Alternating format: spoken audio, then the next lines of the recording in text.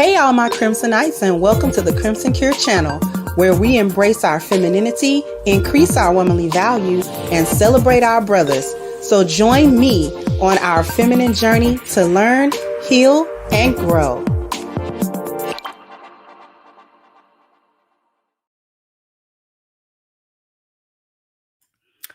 Hello, everyone. How are we doing? Thank you for kicking off the contribution, Steve. I appreciate you, sweetheart.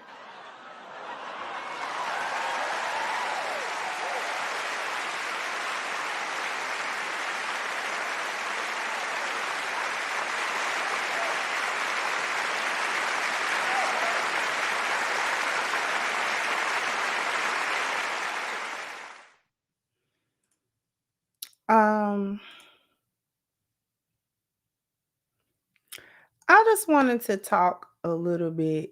I don't even know how long this show is going to be, how long or short. This is almost a tap in to a certain degree. Because, I've been thinking about this for a minute. And I kind of just wanted to say it. And I wanted to say it the other day when we was having a conversation about polygyny and monogamy. And the concept of cheating is also wrapped into the dynamics, if you will, of modern relationships, or what they are being pushed to be. Because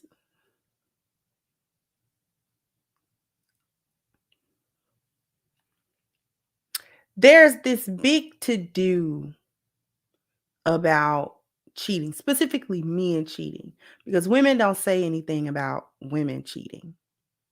Women don't say anything about when females cheat. So when females cheat, that's of no consequence according to women. According to women cheating is not a big deal. Let them tell it don't even happen. The only cheaters that there ever are men. Even though when you do talk to women about cheating, they will brag to talk about how well they cheat and how much they get away with it. But if you really let them use their cognitive dissonance and you let them gaslight you, they're going to say basically that women don't cheat. And really, to avoid saying that outright lie, they simply just will not address it at all, that women cheat. So this is all coming from the premise that only men cheat. The only ones who ever commit disloyalty, who ever commit infidelities and things of that nature are always 100% men. Right? So when you start with a premise like that, then you move on to the stress about monogamy.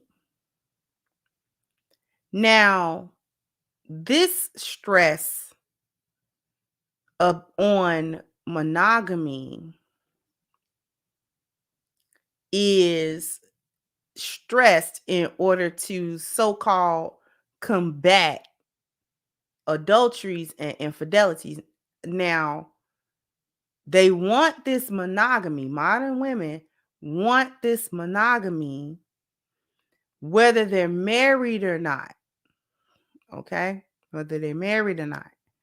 So just talking to a chick entitles her to a man's undivided attentions and sexual, his sexual attention and all of that type of stuff. this entitlement to men and their sexual exclusivity, even when you all are not married to them. This is really what got Jonathan Majors caught up. See, let me touch that for a second, because I don't want to do a whole show on Jonathan Majors, just because I feel like that what they found him guilty of was stupid. But when we think about what started the argument that got him ultimately into trouble, you realize what was happening in that car? What was happening in that car was they got into that little tussle because she thought that she was entitled to his loyalty.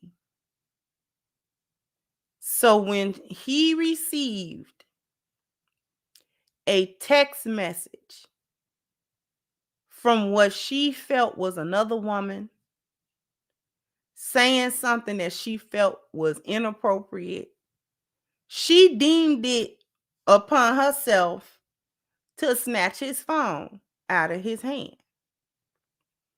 Now, mind you, nowadays, not only was the phone his property that no one has a right to go through it unless he says so, taking them and stealing them can amount to a felony theft charge in some of these cases, because these newer phones are more than $1,000. These newer phones is definitely anywhere from $500, easy $500, all the way up to $1,000, $1,100, $1,200. I even saw one that was like $1,300.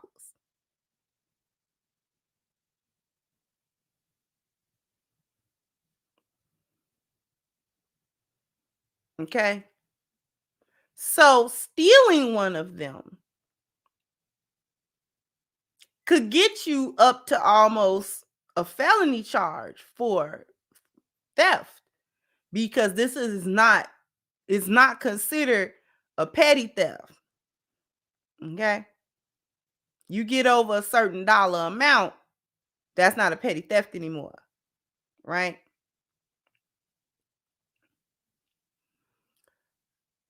So it was due to her insecurity coupled with her feeling entitled to his exclusivity without being married, which led to her feeling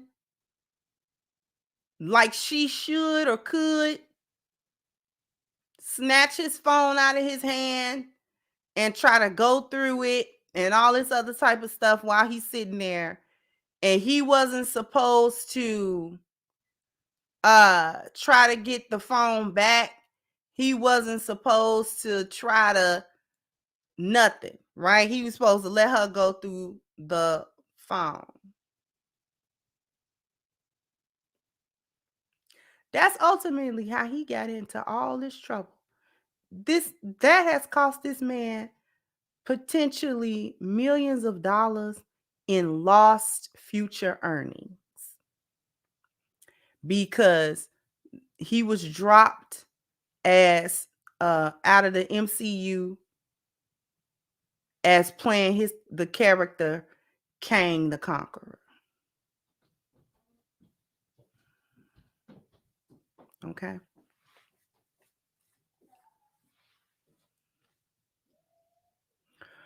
The reason why I bring that up is to tie in the concept of so-called cheating with this concept of monogamy. These two concepts have come together in our modern age to be a toxic, diabolical dynamic between men and women where the women are able to pull these power moves on men. These to have these control mechanisms within their relationship. Because very often we will see these women get into marriages, not just dating situations, but marriages where they cut off sex. But then they also stress the concept of monogamy. And then they want to put that concept in a spiritual case to guilt the man into continuing to deal with them, even though they themselves do not categorize the marriage as a spiritual act. Do y'all get what I just said?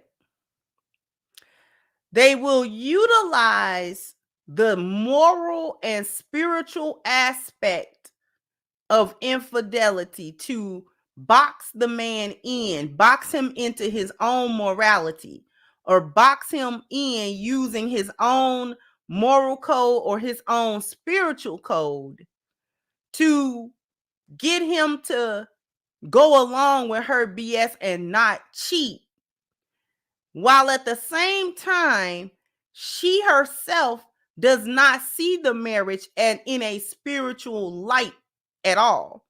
To her, for her, the marriage is not spiritual. She's getting married in the lost value system, but she want him to be married in the 10 life value system. Do you get that? She's married in the lost value system where the concepts of wealth is her God. That is her guiding factor. She's married in the lost value system, which makes it a transaction. She want him to be married in the lost value system, where spirituality and moral code comes first, family comes third. You know, it's pretty high on the list. Now, marriage is not a spiritual contract for her. Marriage is not a spiritual contract for her. For her, marriage is a transactional, worldly, lost value system arrangement for her.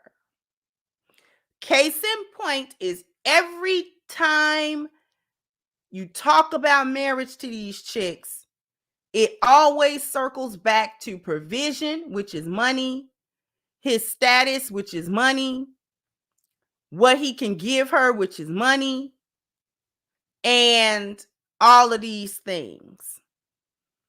Okay? Nothing to do with spirituality, because she is not satisfied with a spiritual arrangement. She's not satisfied with the spiritual portion of it. You can't get these chicks to accept a marriage ceremony that happens in a place of worship where the families can witness it and the community can witness it without the state, without you signing papers with the state.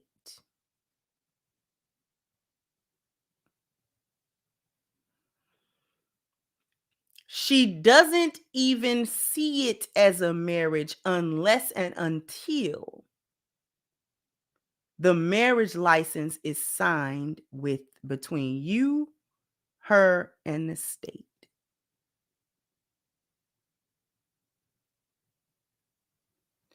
The marital vows being said between you, her, God, and your family and the community is not enough.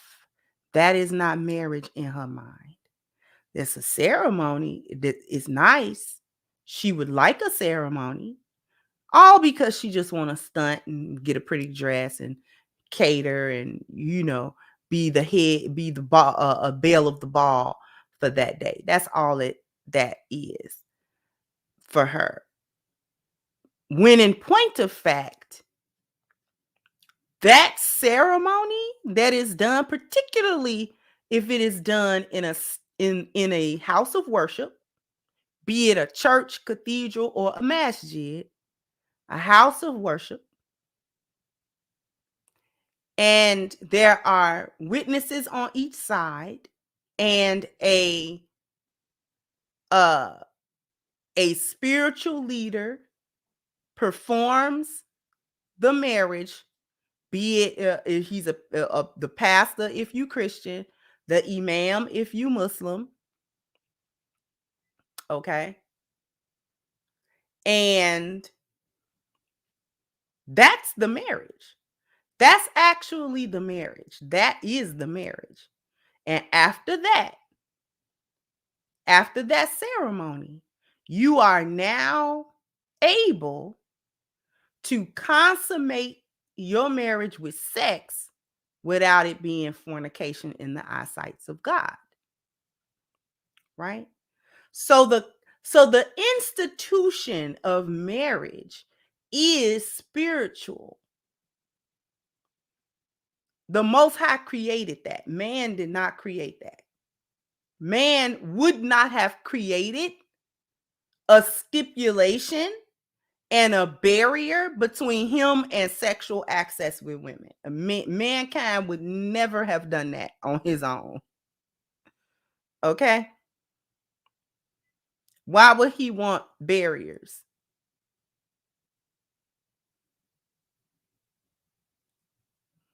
Now,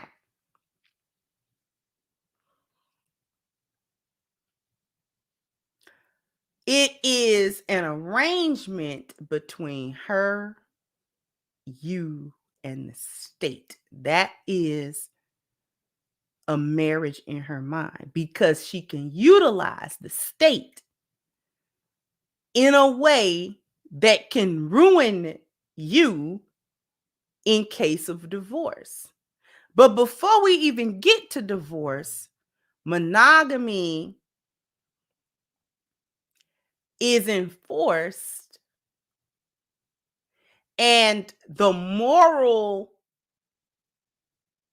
argument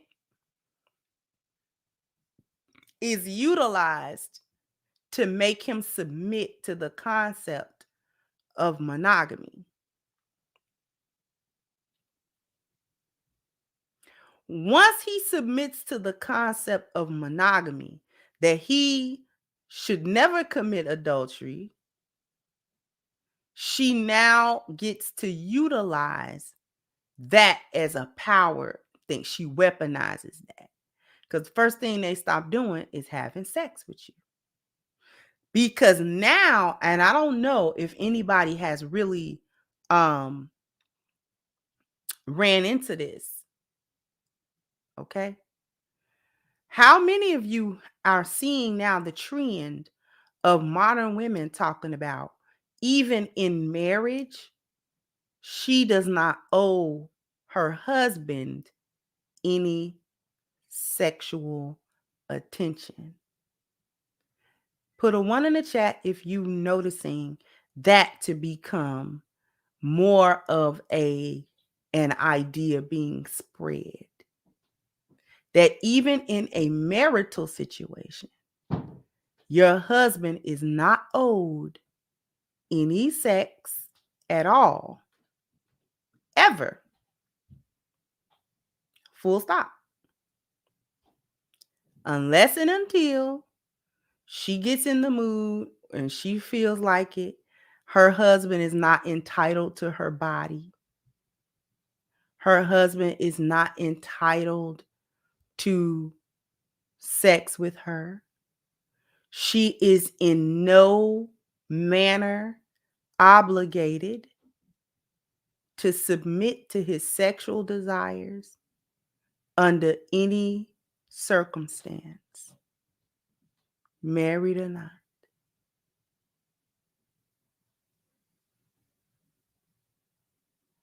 Okay. It's significant that I'm saying it in marriage, because, and rather than just boyfriend, girlfriend dating, because marriage is supposed to be a commitment. Okay. Because they are out here trying to say that a man's sexual desires is not her concern as a wife. Okay. But also demonizing cheating and letting that be the thing that they can use to weaponize it through the state to punish him for doing. It is not a spiritual contract for her. This is why they don't like polygyny. This is also where categorizing polygyny and adultery in the same category comes from.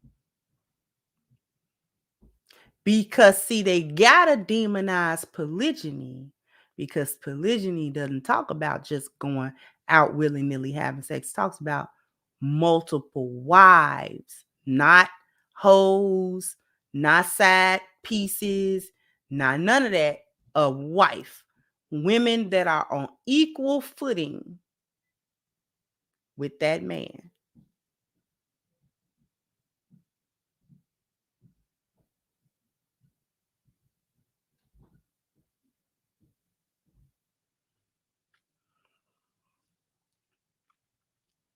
This where fighting polygyny comes from.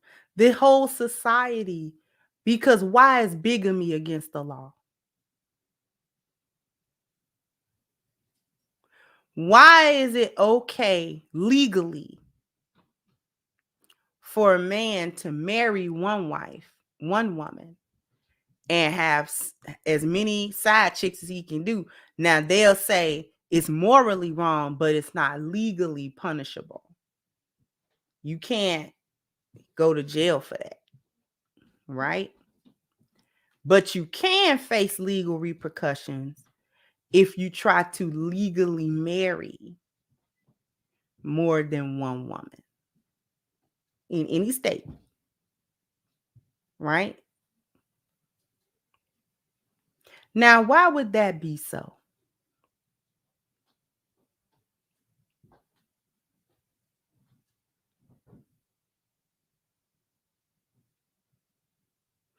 See, aside from what you might think about whether you agree with polygyny or not, look at it from a more critical thinking perspective. This isn't about whether you agree with polygyny and all of that type of stuff. I'm not asking about people's religious or spiritual beliefs. What I'm revealing is the diabolical dynamic that is being created and has been created.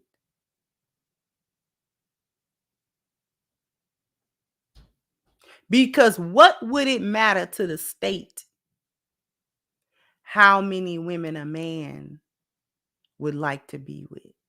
What would that matter to the state? Why is the state involved and invested?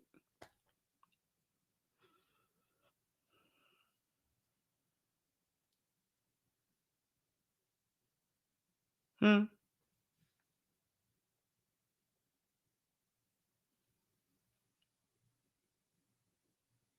There's no reason for the state to be involved in any marriage, monogamous or polygynous.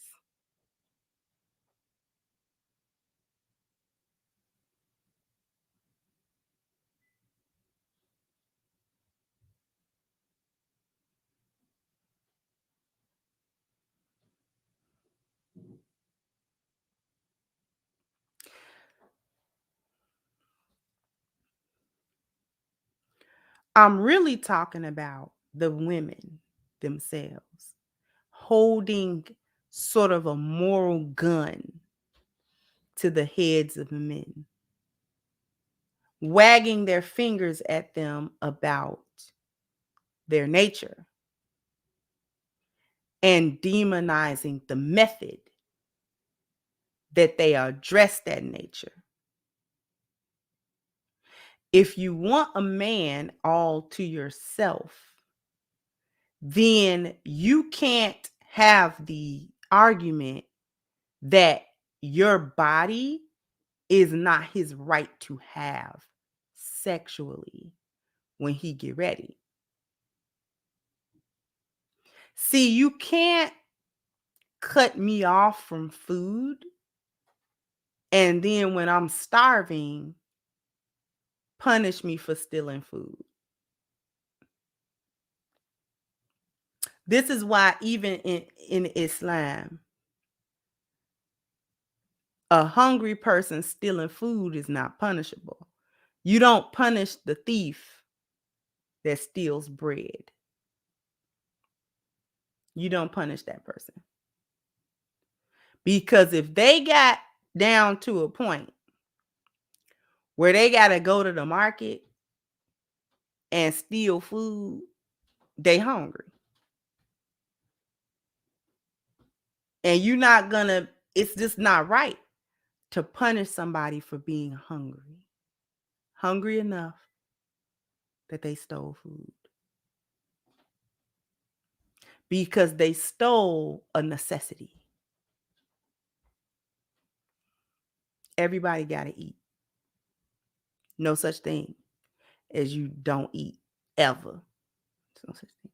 Nobody's going to, if you can do anything to stave off death from starvation, you're going to do it, even if it means stealing something, stealing food to eat.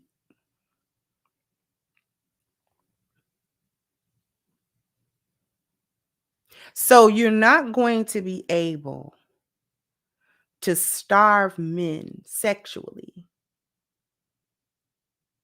and then get angry with them when they finally break down, even if they were of sound moral character and they truly believed in their heart that they should have monogamy. They tried with you. But that urge becomes something that you can, your willpower, it becomes not about willpower. Because the sexual urge is an urge. You're driven to it. Every human being, if your reproductive organs work, you're driven to that. It literally will drive you crazy if you don't get it. So after you have covered other base needs, shelter, food, things of that nature, sex comes right after that. So what I'm really talking about is the dynamic that is created in order to feed a demonic system of breaking the family. By getting women on board with these foolish ideas, specifically about not needing to or not having to or having zero obligation to see to the sexual needs of their husbands.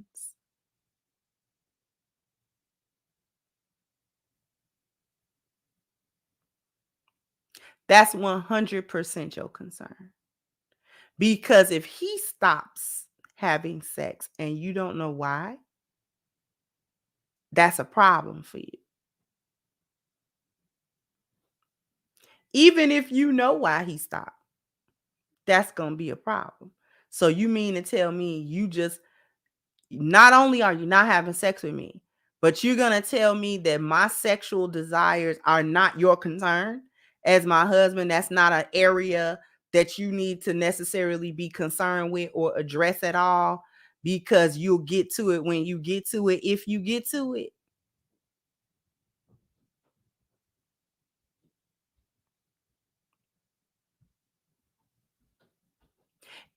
And these things are also going along with or tied into the concepts that women, that wives, I'm speaking specifically wives, are not to address any need of their husbands, not even from a standpoint of just being kind.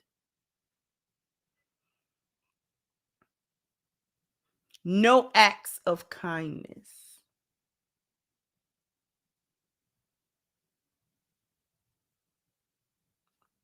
Do not even, don't look out for any of his needs, be they sexually his needs or any other kind of need.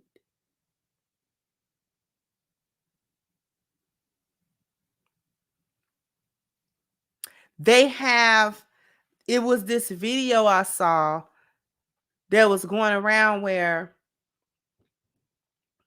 uh for whatever reason it was a debate about what is the equivalent of giving a man flowers. What is the equivalent of flowers?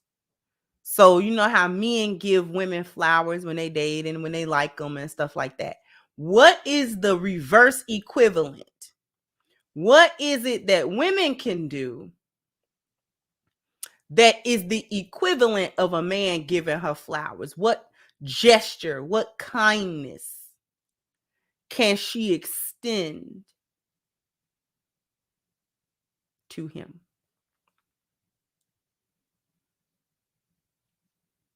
And that was actually a debate online. Why should you do anything?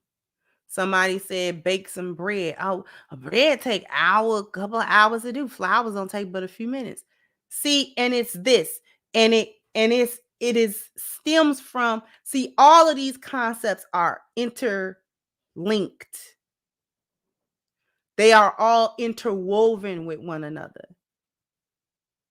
Saying that cooking and cleaning the familial home that you both share is slavery for you as a woman when you do it.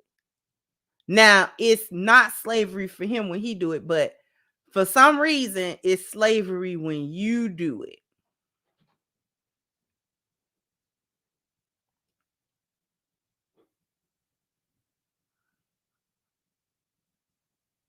Okay?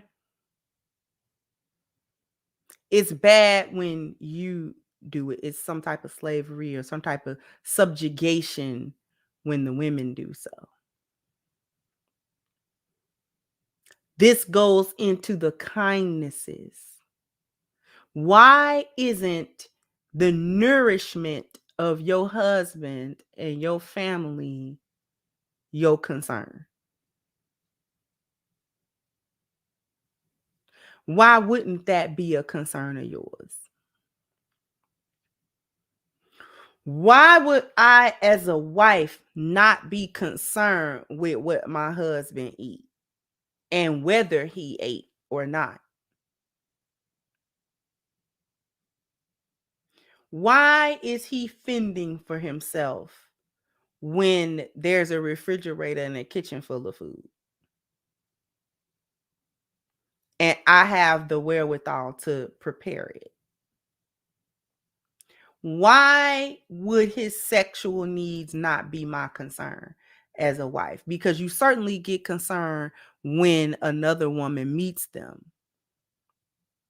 This the other reason why they don't like polygyny. Because there's another woman involved that can definitely do what you call yourself don't want to do. She definitely doing it. Whatever it is that you call yourself don't do and blah, blah, blah, blah. His other wife will do it. His other wife will do it.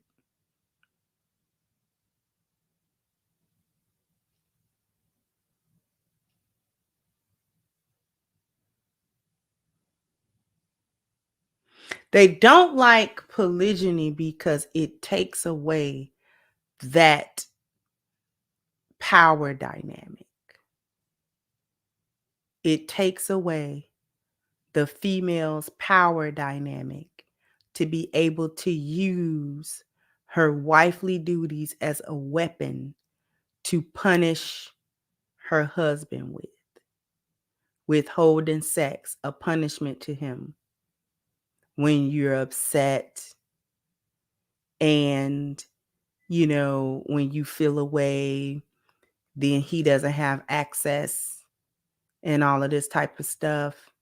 You're not going to cook a dinner. You're not going to do this and not going to do that because you call yourself punishing him and all of that type of stuff. And if you are sure that he doesn't have another woman anywhere, then you feel comfortable weaponizing yourself and exercising that type of control and really abuse. Really, it's abuse. It's abuse. Withholding sex from your husband for no good reason for extended periods of time is an abuse of him. And I don't care whether he go get it from somewhere else or not. It's an abuse to him.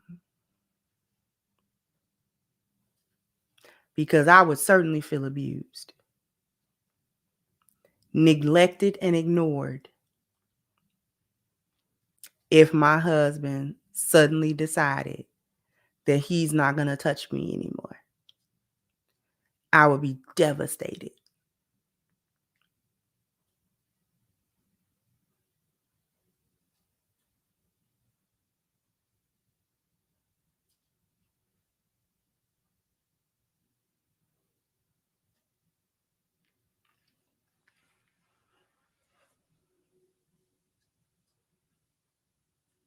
I would be devastated. And any woman would be. If he just decided, and every time you attempted to have sex with him, it was a no in his mouth for one reason or another. He doesn't feel like it. He's tired from his shifts at work. He was stressed out. He was this, he was that. Every time you come up, every time you try to initiate sex, every time you try to initiate intimacy, he's saying no. He's curving you. He's not doing it. He's not. You're gonna be you're gonna be devastated. Like, why is he not touching me?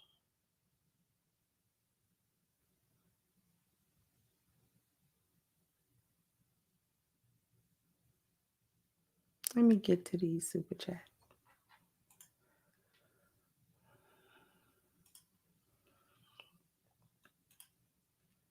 Thank you, Bakish, for your contribution, sweetheart. I appreciate you.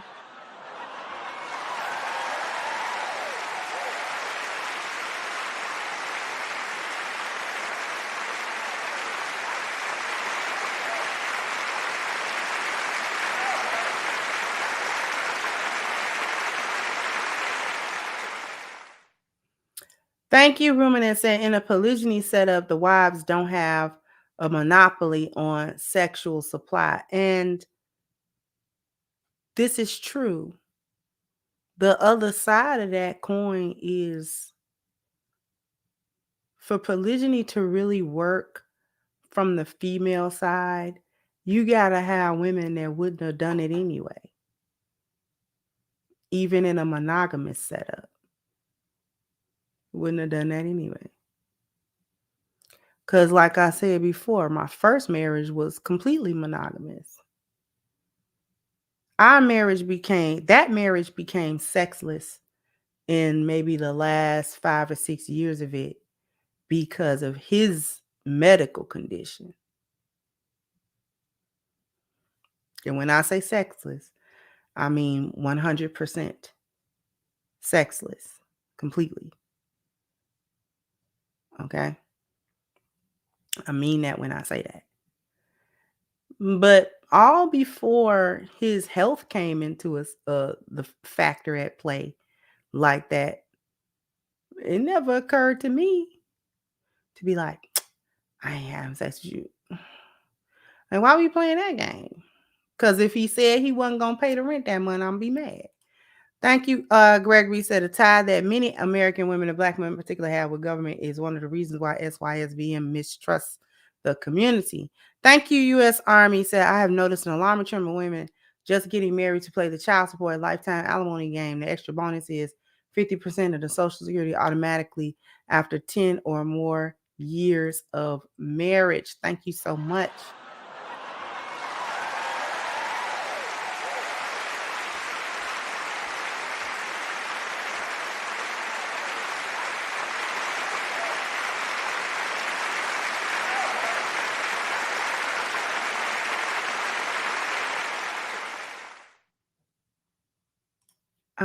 Thank you so much. Be about peace and pleasure. Said, don't cheat. A righteous man will divorce.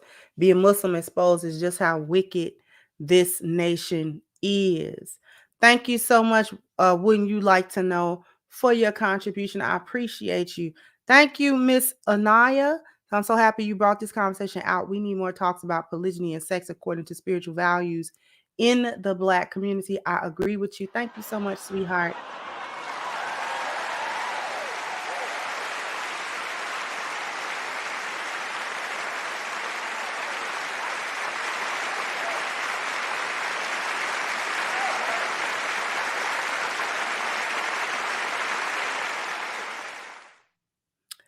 Thank you. Ruminant again said the idea of making an effort for a husband is offensive to a woman who sees him as a lesser being that is beneath her. Exactly. And thank you, Nia Moon said, make it plain. Thank you so much. I appreciate you as well.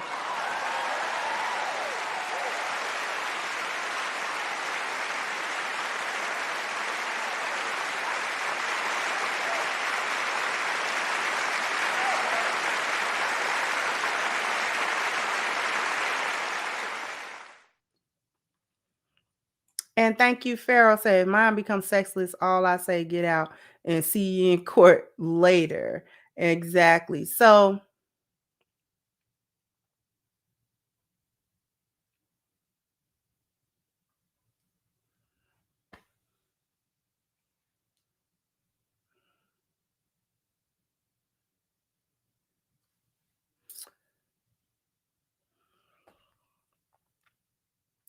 I really just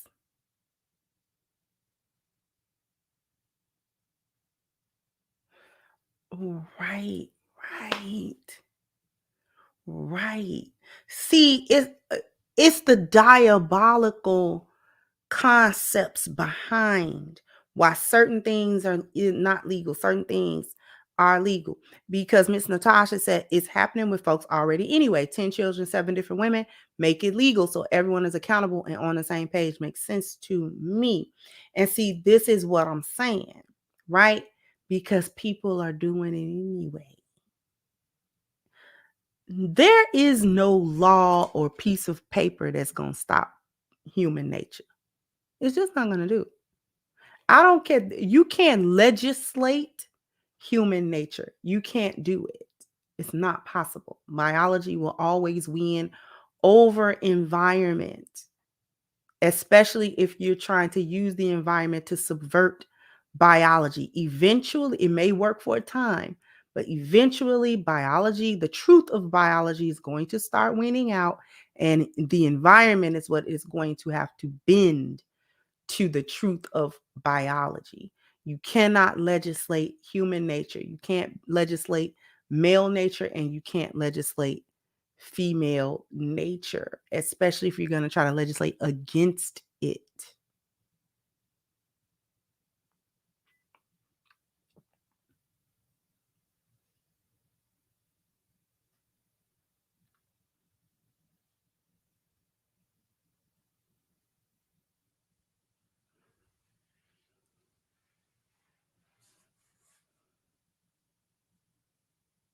And listen, like I said before, monogamy is a completely valid form of marriage. Not every man can do polygyny, whether it be from a financial standpoint or even from a spiritual or emotional or mental standpoint. There are men that simply cannot emotionally tolerate more than one woman.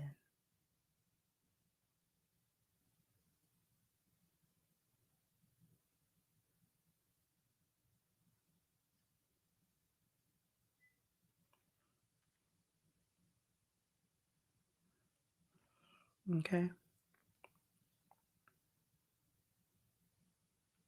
There are men that could not do that. There are men who would not want to do it. One is quite enough for them. Because polygyny is a responsibility. It's not just having women.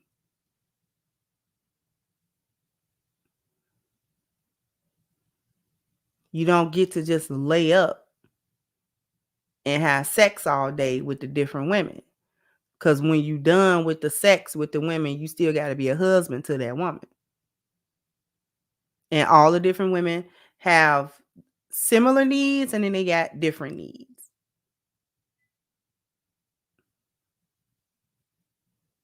You got to bring order to all of them. This one got a different personality. That one got another temperament. That one got another temperament. This wife have all the kids. This one don't be getting pregnant like that. This one, you understand?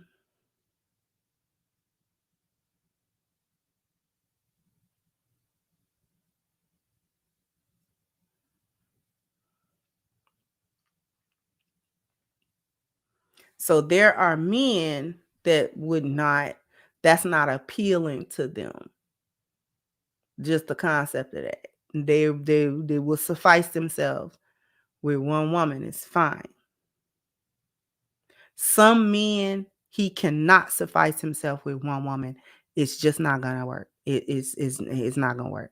He's not gonna do it. He can't do it. He gotta have more than one.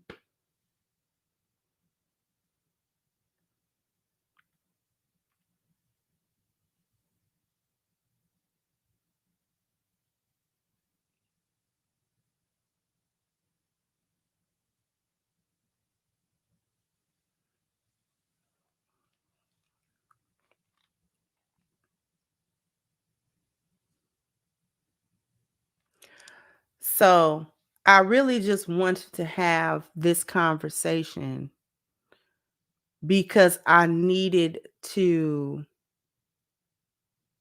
talk about the dynamic of that.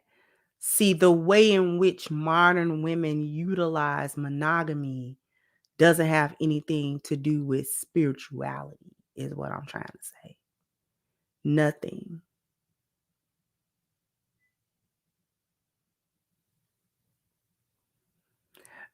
That definitely happens. That happens with women. Women, listen, we gonna sync up. We gonna sync up. I don't know why, but we gonna do it. Them cycles finna sink all the way up.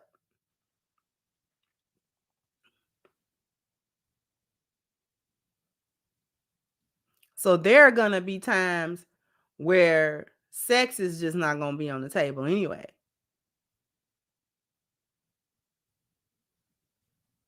And then there are gonna be times where too much sex is on the table.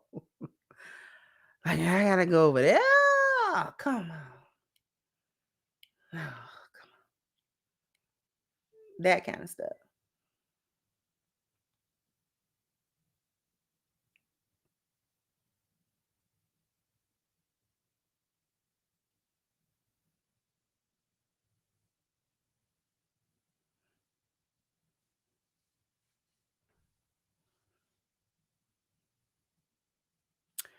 So, it's an interesting dynamic.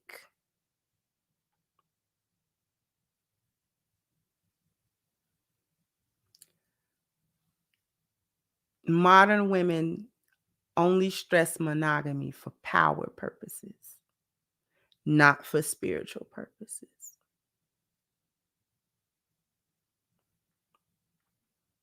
They want the ability to have control in their marriage.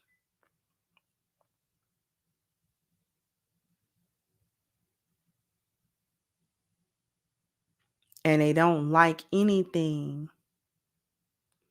that would disrupt that, or anything that would take that power away.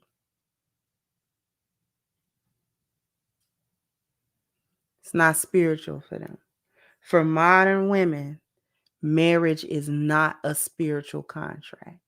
They are married in the lost value system, and they want husbands that are married in the 10 life value system.